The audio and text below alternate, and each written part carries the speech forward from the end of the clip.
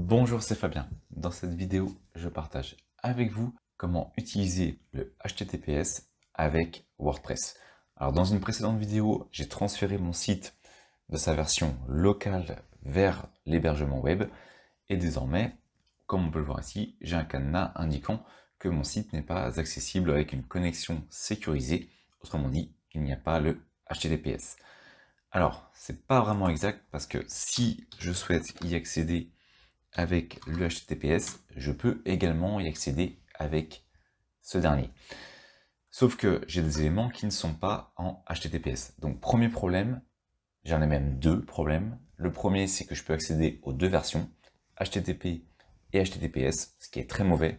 Il faut utiliser une seule version et forcément il faut utiliser HTTPS, ce qui est recommandé. Et deuxième problème, j'ai également, lorsque j'accède en HTTPS, des éléments qui ne sont pas sécurisés sur la page, par exemple tels que des images qui seraient appelées en version non HTTPS. Donc on va voir comment corriger ces différents problèmes avec WordPress. Donc j'ai fait le transfert du local vers l'hébergement. Pour ceux qui sont déjà intéressés par cette phase, vous pouvez retrouver la vidéo directement sur ma chaîne YouTube. Et maintenant, on va commencer tout de suite cette migration. Première chose, bien entendu, avoir un hébergeur qui permet d'avoir un certificat SSL. Pour le coup, j'utilise OVH dans la démonstration. Alors j'en ai déjà parlé au moment de la sélection de l'hébergement dans ma formation gratuite, libre d'accès si ça vous intéresse, sur la création d'un site internet avec WordPress. Avec OVH, on obtient directement un certificat SSL qui se trouve ici, qui est généré gratuitement avec Let's OnScript. Personnellement, je recommande davantage d'utiliser un serveur performance. Après, chacun est libre de prendre ce qu'il souhaite. Avec un perso, vous avez déjà cette possibilité de mettre un certificat SSL, donc d'utiliser une connexion qui va être chiffrée. Ensuite, une fois qu'on a un hébergeur qui a le certificat SSL, dans ce dernier, il va falloir l'activer. Alors si vous êtes avec OVH, vous allez sur votre espace d'administration, vous vous connectez avec les logins qui ont été transmis par OVH, vous allez sur hébergement, vous allez sur votre nom de domaine, et sur ce dernier, vous avez ici certificat SSL. Assurez-vous qu'il est bien généré. Si ce n'est pas le cas, vous allez sur les trois petits points à côté et vous indiquez générer le certificat SSL. Il va le générer pour l'ensemble de votre hébergement. Ensuite, si vous utilisez normalement un seul nom de domaine, ça va automatiquement l'activer pour ce dernier. Pour vérifier, vous faites multisite. Dans multisite, vous avez les noms de domaine qui sont liés à l'hébergement. Et donc ici, vous savez si le certificat SSL est activé ou non pour ce nom de domaine. Si ce n'est pas le cas, petit clic sur les trois petits points dans le bouton, vous faites modifier, et ici, vous cochez, choisissez une option SSL, suivant, et vous validez donc la modification. Vous vérifiez que les paramètres sont cohérents également pour les autres éléments qui sont présents, mais ensuite vous cliquez, et vous allez peut-être devoir patienter un petit peu, vous allez devoir également cliquer ici sur régénérer le certificat SSL. Ça, c'est dans le cas où il n'est pas activé sur le nom de domaine que vous allez utiliser. Donc une fois qu'il est généré, au niveau du nom de domaine, vous avez juste à faire le test que j'ai fait tout à l'heure, voir si vous pouvez vous connecter sans erreur au HTTPS avec le nom de domaine derrière. Si ce n'est pas le cas, vous aurez une erreur de votre navigateur indiquant qu'il y a une connexion non sécurisée qui essaye d'être établie vers ce nom de domaine. Donc vous savez qu'il n'est pas encore activé. Alors des fois, il y a un petit délai pour que l'activation se mette en place. Ça peut être 1 ou 2 heures, donc pas d'affolement, vous patientez le temps que ce soit généré, notamment au niveau du certificat SSL, des fois ça peut mettre 2 heures pour la prise en compte, donc entre le moment où vous l'activez et le moment où c'est pris en compte, notamment pour y accéder. Une fois que c'est fait, on a toujours notre problème. Là, j'arrive au moment où j'ai mon problème, c'est-à-dire que je peux accéder aux deux URL. D'ailleurs, une fois que c'est généré, vous pouvez aller sur SSL Labs, qui est tout simplement un service pour tester les différents noms de domaine pour voir si effectivement le certificat SSL est bien actif et quelle est sa qualité. Donc vous avez juste à rentrer ici le nom de domaine, soumettre pour vous assurer que le certificat SSL pour votre nom de domaine est bien en place. Une fois que c'est prêt, on va aller sur donc notre site et on va faire en sorte que désormais il n'y ait plus que le HTTPS qui soit accessible. Que le HTTP tout court ne soit plus accessible. Actuellement, je peux y accéder. Donc mon objectif désormais, c'est de ne plus pouvoir y accéder. Et si jamais quelqu'un clique sur un lien qui irait vers le HTTP, qu'il soit automatiquement redirigé vers le HTTPS. Plusieurs possibilités pour ça. Soit vous faites une redirection dans OVH, soit vous faites une redirection dans un petit fichier htaccess qui se trouve à la racine de votre serveur d'hébergement. Alors j'ai fait la démonstration dans une autre vidéo. Si cette solution vous intéresse, vous pouvez l'utiliser directement en recherchant la vidéo. Elle se trouve sur ma chaîne YouTube, redirection HTTP vers HTTPS. Ensuite, nous, on va procéder différemment. On va utiliser une petite extension. Je vais donc aller sur extension, ajouter. L'objectif de cette vidéo, c'est de faire le plus simple possible pour ceux qui ne sont pas forcément adeptes du code ou des fichiers script ou des choses comme ça. Donc, on va faire le plus simple possible. On va installer un petit plugin qui s'appelle Really Simple SSL. On peut voir qu'il est déjà utilisé plus de 5 millions de fois. C'est un des plugins les plus utilisés d'ailleurs. Et avec lui, aucun réglage n'est nécessaire. Il va automatiquement faire en sorte que votre site utilise le SSL. Vous avez juste besoin, comme c'est indiqué ici, d'avoir un certificat, ce qu'on a vu avant, qui soit activé. Si on veut plus de détails, vous pouvez lire directement la description qui se trouve ici. Et une fois que c'est prêt, on va donc activer notre petite extension. On patiente. Désormais, on va lui confirmer qu'on souhaite activer SSL. Ici, activer SSL. On va également le retrouver dans Réglages, avec ici SSL. Donc c'est ici que vous allez pouvoir constater les différentes options du logiciel. Et je vais donc tout simplement cliquer sur Activer SSL. Cela a donc activé une redirection 301, donc c'est une redirection de WordPress. Autrement dit, il va rediriger toutes les requêtes qui sont en HTTP vers HTTPS. Et on peut le vérifier tout de suite en allant sur mon site. Je vais tout simplement indiquer HTTP. J'aurais pu faire directement actualiser. Et maintenant, je vais donc faire entrer.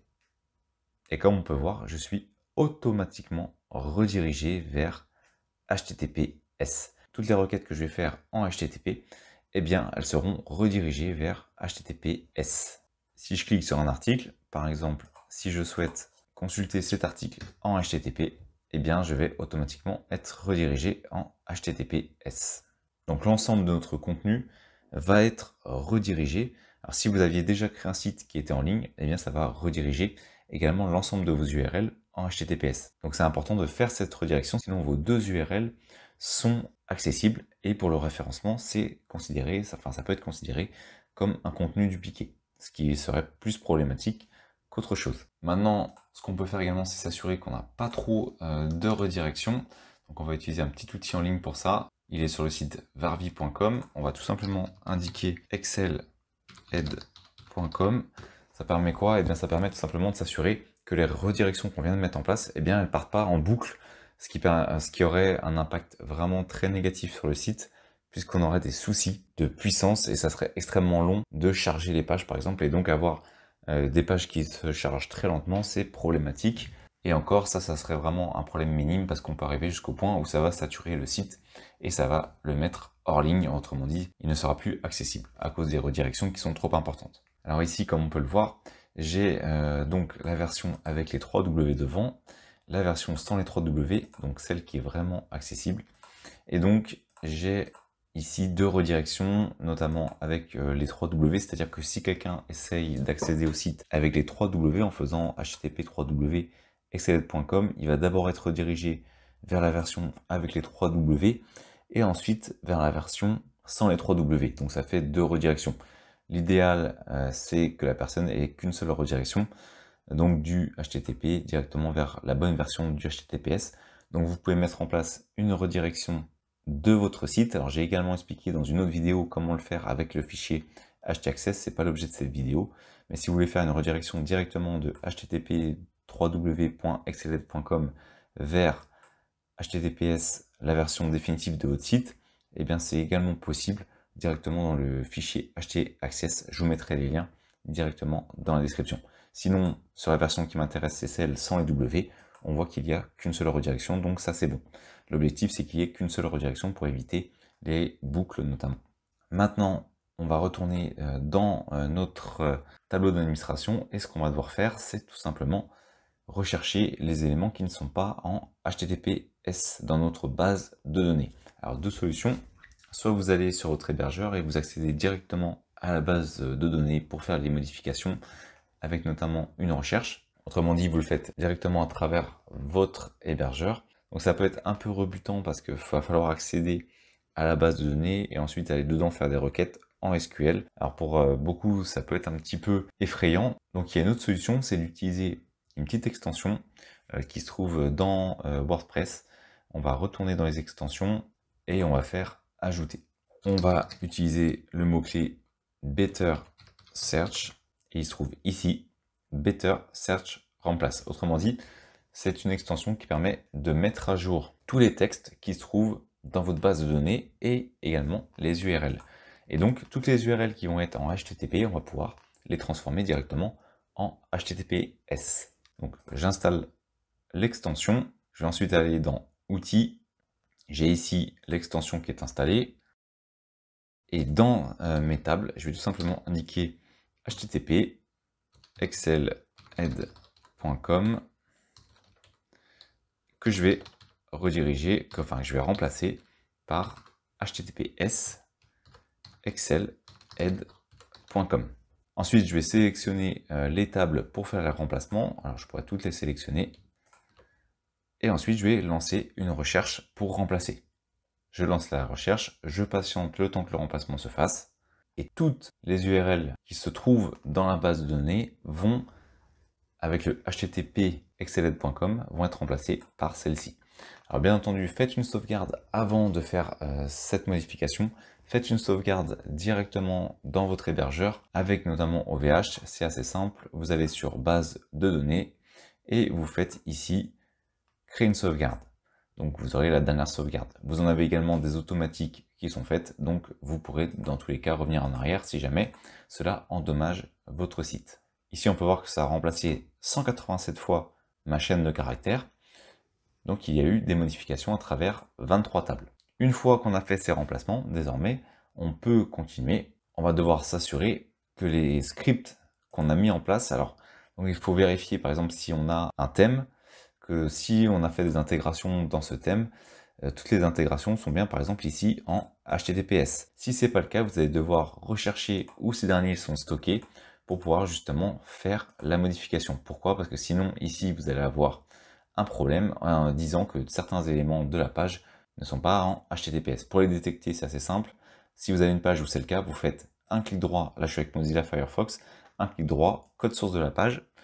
Ensuite, vous allez sur édition, rechercher dans la page et vous faites tout simplement http et le nom de votre nom de domaine. Ici, on peut voir que j'en ai pas, mais si j'avais par exemple une URL qui serait en HTTP, avec mon nom de domaine, j'aurais pu ici immédiatement la repérer et savoir à quoi ça correspondait. Et donc, il faut que je fasse cette modification, que je la rebascule en HTTPS pour pouvoir avoir ensuite une page qui soit parfaitement propre au niveau du HTTP et ne pas avoir ici d'erreur indiquant qu'il y a des éléments dans la page qui ne sont pas en HTTP, car tous les éléments dans la page doivent être en HTTP pour éviter les problèmes et éviter d'avoir un petit message d'avertissement ici au niveau du cadenas. Donc vérifiez les plugins, vérifiez également les différents scripts que vous avez ajoutés, si c'est le cas, directement dans votre site pour les basculer également en HTTPS. Ensuite, une fois que tout ça c'est fait, vous retournez sur votre hébergeur, vous allez pouvoir vider le cache de votre CDN si vous avez par exemple un CDN.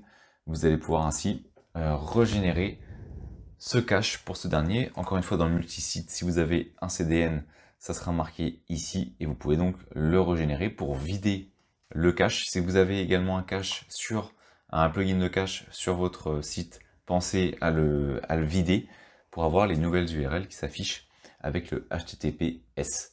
Désormais, une fois qu'on a fait ça, il ne nous reste plus qu'à aller dans Google Analytics.